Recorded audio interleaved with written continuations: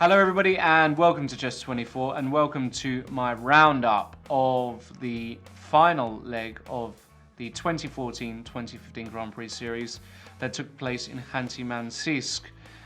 It's a very important event because it was the leg that would decide essentially who would qualify for the candidates tournament to take place in 2016. So a lot at stake and a tournament full of ups and downs and drama as we would expect. And what I'm going to do is I'm going to go through some key moments really in this tournament. The first game that I'd like to draw your attention to was the game between Tomasevsky and Grischuk. Now Tomasevsky was up there. He was leading the whole thing prior to this event. And he started off with a win in round one. So already he was putting the pressure and trying to set a very fast pace in this tournament, and he had a very good chance to make a claim for one of those top spots. And this is the position he had against Alexander Grischuk, who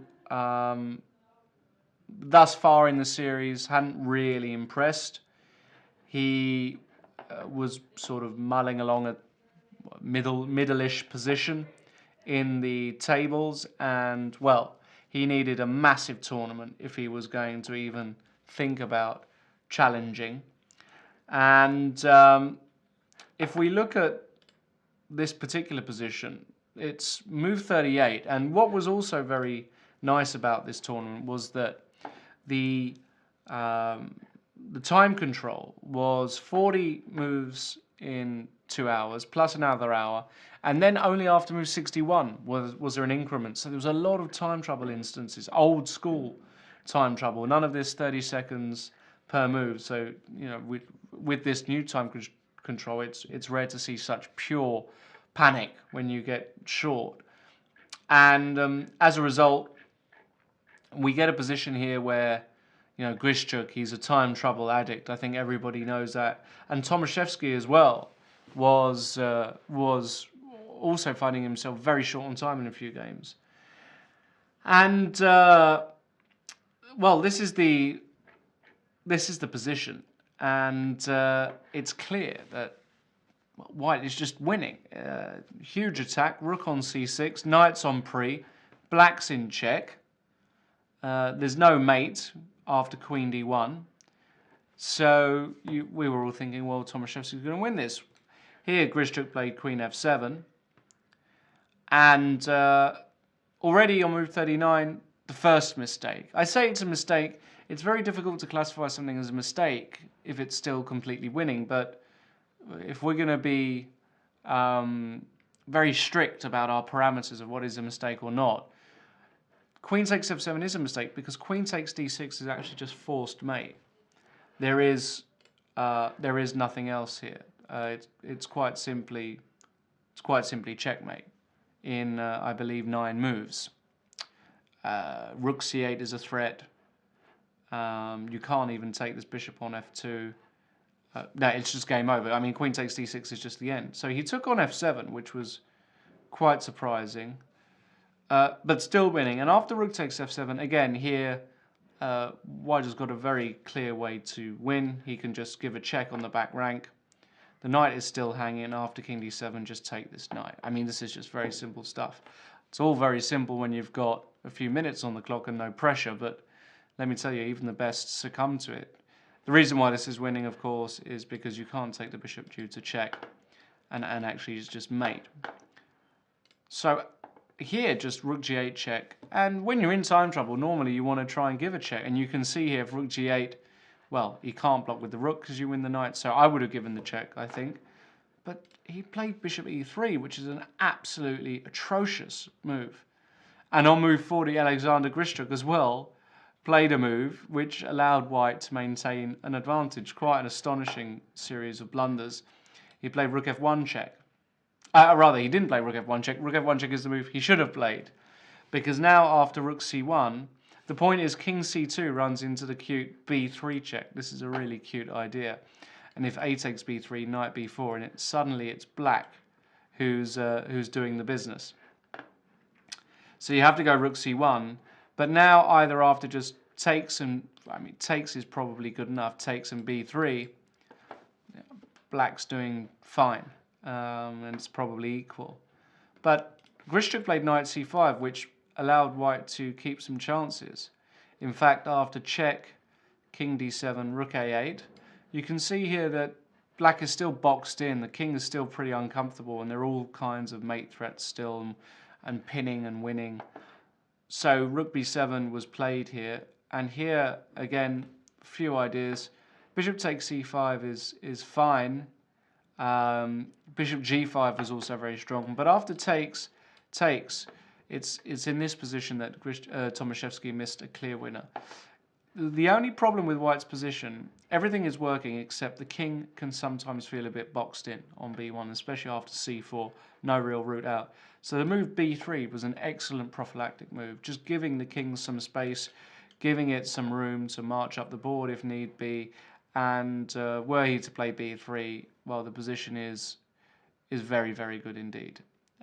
Still some work to do, of course, but very good winning chances. But instead, he took on c5, and after this, well, we got an ending where, again, it looks as though white's completely winning here, were it not for the great move b3 by Grischuk. In rook and pawn endings, a lot of the time, the more material you can get off the board, the better, because there are a lot of rook and pawn endings where if you've got rook and pawn versus king, for example, rook and pawn versus rook and king, of course, it's drawn depending on certain configurations, but sort of a general rule, the less pawns on the board, the better. And actually, he managed to do that, managed to liquidate, get a load of pawns off, get his king in a good blockading position, and white couldn't avoid the exchange of lots of pawns despite his best tries. We even reached this ending, which, interestingly here, black is just in time to draw. Very, very well known position. That's a draw. The king was too far away, the white king. So, amazing game. Had Tomasevsky won that, well, he would have been on fire already and really fighting. Another key game was Caruana Tomasevsky. So, having blown that winning position, Tomasevsky then, should start from the beginning here, lost against Caruana, who was to start making his own claim. And this was the position after move 25, where white's better, although I think the position looks better than it actually is. Were black just to take on e5 here, and after d takes e5, play a move like queen d7, or queen c8, or even rook c8, white is only marginally better. The knight on d5 does a great job of covering a lot of key squares. But after knight e5, Tomasevsky played queen c8, which was already a bit of an inaccuracy, because now after knight c3, if black plays knight takes e5, white has got he's got two options. He can take on e5, d takes e5 like before, but he's also got the great resource, knight takes d5, which is probably overlooked by Tomasevsky. And now after knight takes d3, knight takes e7, that's check, and you win the queen. And after knight takes e1, the move knight d6 was the line perhaps that Tomasevsky had to calculate, and white comes out on top. So instead he took on c3, but after queen takes c3, suddenly this king started to feel very, very uncomfortable, very exposed on a lot of long diagonals. And after knight takes e5, well, here d takes e5 was very strong, but queen b3 check as well didn't throw away too much of the advantage, playing like this, and suddenly it was Caruana who was really in control. Tomasevsky tried queen f5 check king a2. Now the only move was to play queen g4, with the idea that if e6 rook f3, and white has to be a tad careful that things don't drop off on the queen side. And if rook e3 after queen g4, well, queen b4 trying to exchange the material to try and hang on. White's still better, but still work to do. Instead, bishop b4 was played, Tomasevsky in time travel again, but this ran into a very powerful combination. e6, rook e7 is the only move, and now very good move, bishop h4. Just hitting this rook. And if you take on e1, the point is that you can just take on e7. The bishop would then have to move again, let's say bishop takes f2, but now just any bishop move followed by e7. So for example, bishop f6 is cute. The point being, if takes, e7 check, then rook down to d8 and you're winning. So rook e7, bishop h4 was strong. Black went back with the rook, but now it's all but over. e7 check, queen f7, and now another very accurate move, rook e6. This just completely ties black up and also introduces really cute ideas with rook takes g6 and h7 check, trying to win the queen. So after b5, here white's got a number of moves that win. Rook d8 is a winner, one of them, perhaps not the most accurate, but fine. B takes a4, queen e3, queen c4 was equally as good, but queen e3 still wins, and white came out a piece on top. There's a lot of other tactics there. Again, you can look at that in more detail via the news article, and you can go through, of course, individual games with the computer analysis and make your own moves to check your variations. So you can do that on the actual game viewer. And then the game was Tomasevsky tried some things, but it was all but over. Tomasevsky resigned on move 41 when Caruana had gained more time.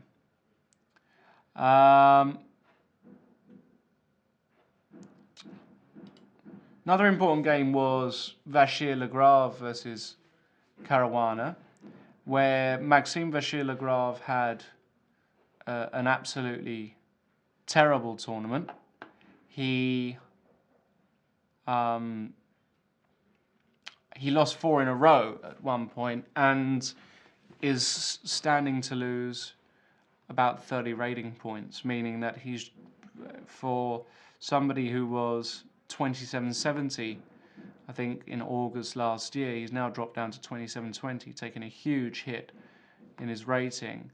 You've got to feel sorry for him, of course, because it's tough. But yeah, I don't think anybody really expected Maxime to suffer such a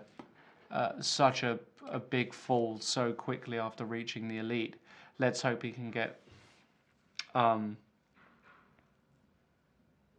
back up there. All right, so we got a position between Vachier-Lagrave and Caruana, and another important game for Fabiano, which he won in the tournament, where after this opening, it was clear that this expansion on the king side by Maxime was perhaps a bit dubious, and he left a lot of space in behind and is not even material up. So black was already better. White perhaps had to go for the variation knight takes d5, knight takes d5, bishop e4. Cute variation. The point is that after knight c7, rook c6 wins back some things, but after queen b8, rook takes d6, knight e8, all computer chess, of course. Bishop takes a8, and now queen takes d6 with queen g3 check to come. Computer still prefers black, but it's far from clear. Instead, Maxime played king g2, which is an understandable move because you want to get off the a7 g1 diagonal, but also cover g3. But you do put yourself on another diagonal, and suddenly after bishop b7, you know, black has got 0 problems. He's ready to infiltrate on the weak squares.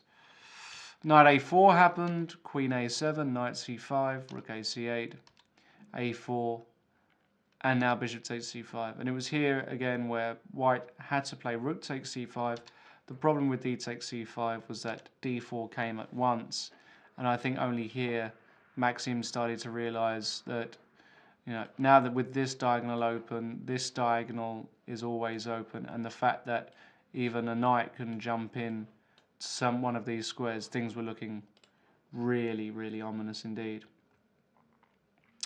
And actually, he was just close to losing here. tried for a few moves to muddy things up. Caruana kept the queens on,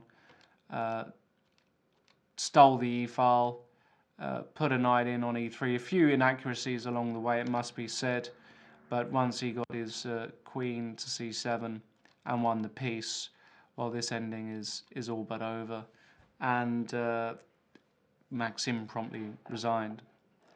Another sad loss for Maxim was against Hikaru Nakamura, where again I should take it to the critical position. White's opening was a bit random. He played, Nakamura played 2 bishop f4, d4 knight f6, bishop f4, this position here, which is not such a usual opening in the London system, but he just wanted to get a non-theoretical game against Maxim. And he reached this position after move 18 where, having given up the 2 bishops for some central initiative, seemed as though he was doing pretty well here with White.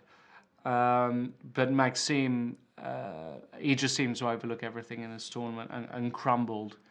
And here he played the unfortunate knight c7, which ran into the very strong move knight to c5. Excellent move by Hikaru, forcing takes, but now we see there's a long pin on the d-file.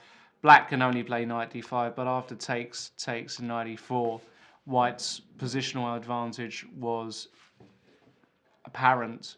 A knight is landing on c5. This is a sorry bishop, and the knight on d5 is never fully secure. In fact, you probably could argue that Black is positionally lost here.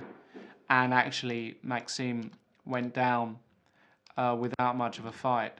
He tried some things, but already here, he's now pinned along this diagonal. I mean, it was just a gross game for Maxim. And after bishop c8, well, just rook c1. I mean, missing that one as well. Things were already bad, but missing a simple winning of a piece was enough. I think he wanted to get out of there as soon as possible. So that meant that Hikaru Nakamura was also making some serious ground and winning. Another very interesting game from the tournament was the game Grischuk-Karjakin. I remember watching this, and neither of the two were really in contention, but still, always fun to watch these two Russian superstars. The opening and the middle game was super complex. Again, please refer to the news item and go through the games in some more detail. But this is the position on move 39. I remember watching this live and thinking, well, they're both in huge time trouble here, especially Karjakin. And it's a tough position, but actually, despite being a pawn down, Black has just about got enough activity to hold the balance, thanks to this d-pawn, and thanks to the fact that this king is in some back rank trouble. For example, well, it's Black to move. Here, he should play the move king h6. And if White plays knight e3, in an ideal world, he would have 2 moves to get himself organized, but the move d2 is very awkward, already threatening to queen in some lines, and you can't take the queen, of course, because of mate. So, I don't blame Karjakin for his move. It was a very tricky position to stay in, but king h6 would have held the balance. Instead, knight f7 is a huge blunder because it walks into the very cute queen g8.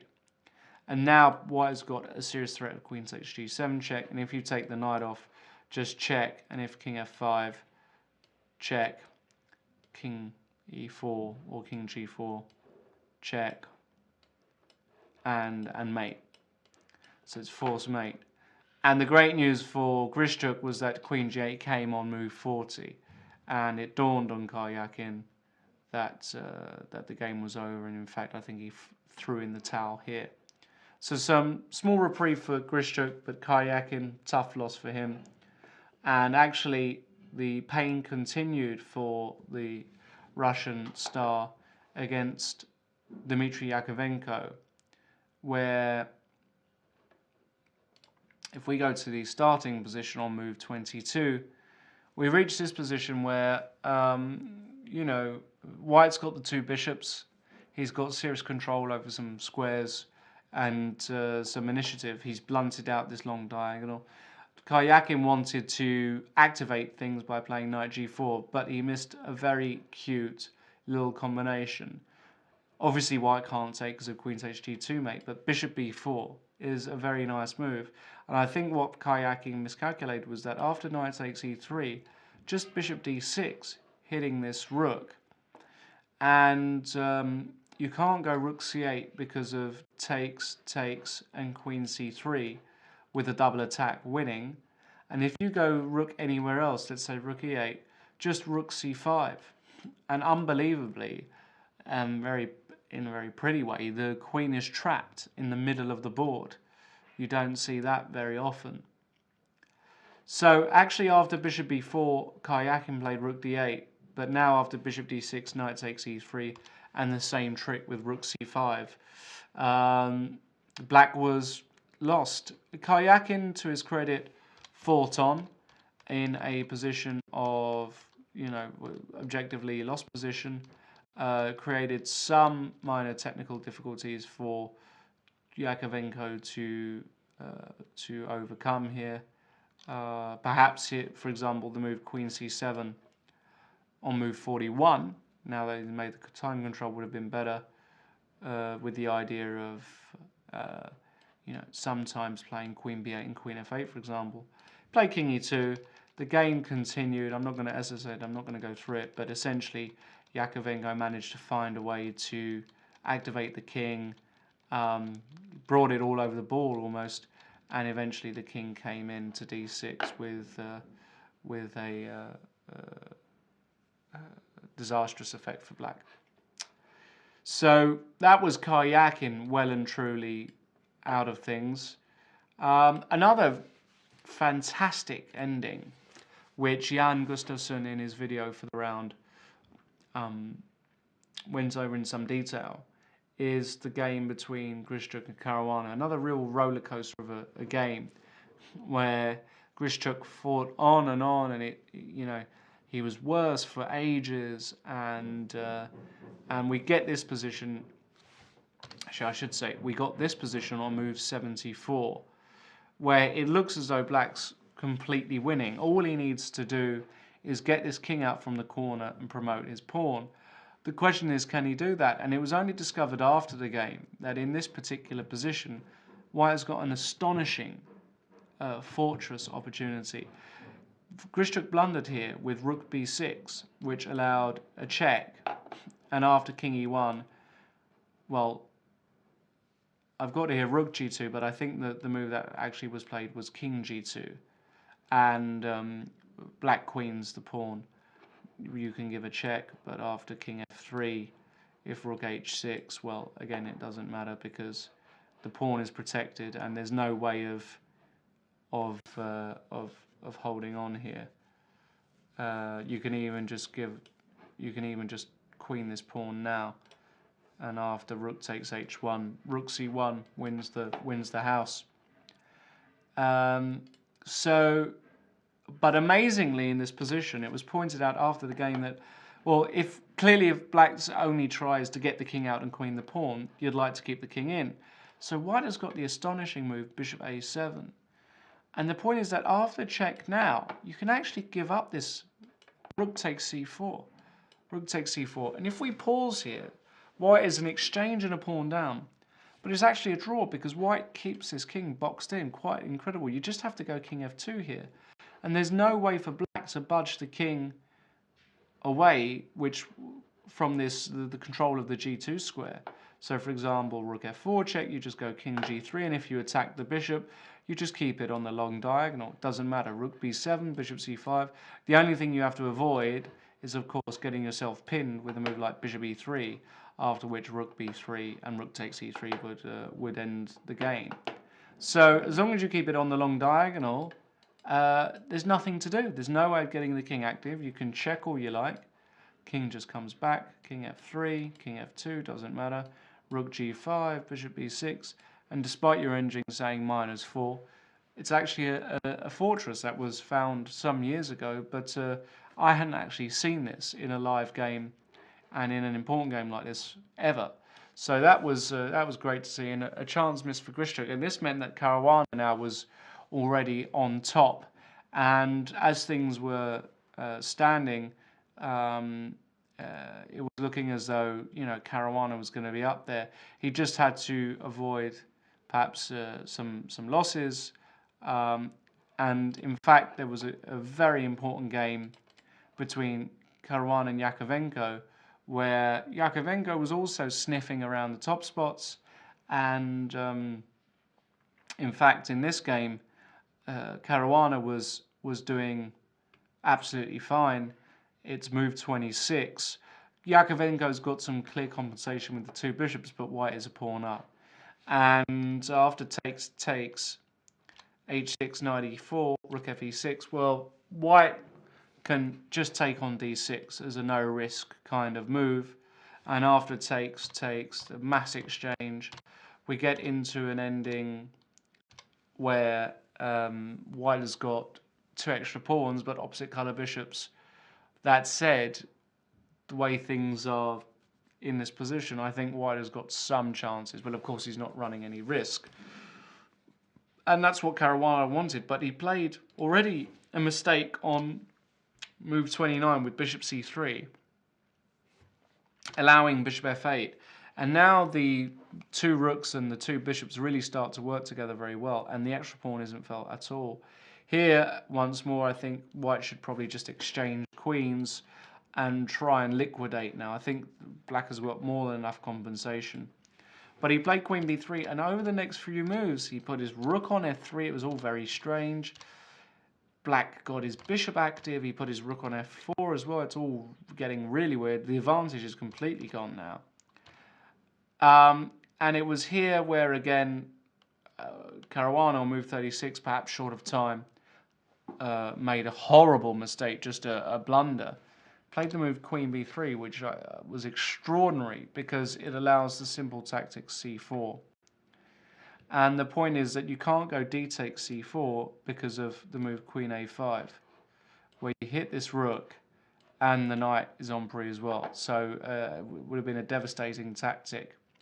Instead, Caruana played queen c3, but now after takes f3, it was black who actually won the pawn. And look at this position, move 41. Black's just completely winning. Pawn up, past d pawn, safe king, and Yakovenko converted without too much difficulty. He played a nice move h5 check and queen takes g3. And unfortunately, queen f5 check runs into g6 check. Always nice to answer a check with your own check and mate. So that was a bit of a blow for Caruana. And it meant that Yakovenko was in the mix. And with one round to go, the situation was the following. And I'll try and outline it. So this is round 11. What was happening was there were a number of different mad permutations. Again, please check out the news article for this. But were Caruana to beat Giri in the final round, he would secure his place. A draw would almost certainly secure his place. Nakamura was playing Yakovenko. That was a key matchup as well. These two guys were both on 6 points at the top with Caruana, who was also on 6. So a win for Yakovenko would mean that he qualified. A draw for Nakamura more or less meant that he qualified, because it was all up to Tomasevsky as well, how he was doing against Vachier-Lagrave. And Tomasevsky, after a 120 move battle, didn't actually beat Vachier. He tried his hardest, got an advantage, but didn't quite manage to pull through. So what that meant was, with all the draws on the keyboards, that Fabiano Caruana, who will now be representing the United States due to his transfer from the Italian Chess Federation, wins the series with 370 points. Hikaru Nakamura came in second with 347 points, and it was Dmitry Yakovenko. So the first three of that tournament actually came in the first three of the entire series. So congratulations to them. However, Yakovenko has not gained an automatic spot to the candidates tournament because it was only the top 2 from the series. However, it may be the case that by securing this third spot, that he still does get a shot at the candidates next year, depending on how Caruana and Nakamura perform in the World Cup, and whether they are also selected via high rating, which is another way you can qualify for the candidates. But the important thing for Yakovenko was to get the third spot. He actually edges out Tomasevsky, who had a very disappointing tournament in Khanty, only scoring 30 points. He was on 252 points before the start, finishes on 282 points, but were he to even score something like Karjakin's score, he would have got the third place. So really disappointing for Tomasevsky. And it means that Yakovenko has got an outside chance of qualifying for the candidates if other things go his way. So with that said, we now know that Vichy Anand, Fabiano Caruana and Hikaru Nakamura will play the 2016 candidates tournament. Congratulations to all of them. The next two players we will know after the World Cup in Baku this September. There will also be a wild card and various others, but one thing's for sure, the tournament in Khanty, full of ups and downs, great games, great blunders, drama, action, everything we want. Make sure to check out all of the news articles on the site for more analysis, in-depth analysis with videos from Jan Gustafsson, and I hope you've enjoyed this summary. Cheers. Until recently, chess was like this. Chess24 brought you this. Live interactive broadcasts from top tournaments with computer analysis and video commentary by the likes of Jan Gustafsson, Lawrence Trent and Peter Svidler. A play zone where you can take on opponents from all around the world 24/7. Interactive beginners courses ensuring you pick up the basics fast while having fun. A tactics trainer to sharpen your chess by solving puzzles adapted to your level. Hundreds of interactive videos letting you watch and learn from star players such as Vichy Anand, Peter Svidler, Paco Vallejo and Hu Yifan. You've given up on that outdated computer? That's why there are more reasons to use Chess24 on mobiles and tablets. Full playzone access, including pre-move. A tactics trainer so you can stay sharp wherever you are. Computer opponents you can challenge even when you're not online. Live broadcasts of top chess events. And the half? It's free. Well, that's half true. Most features are free, but limited for registered members. For a mere €99 per year, however, you can step up to premium membership and gain unlimited access to our video library. That and much more. See you at chess24.com.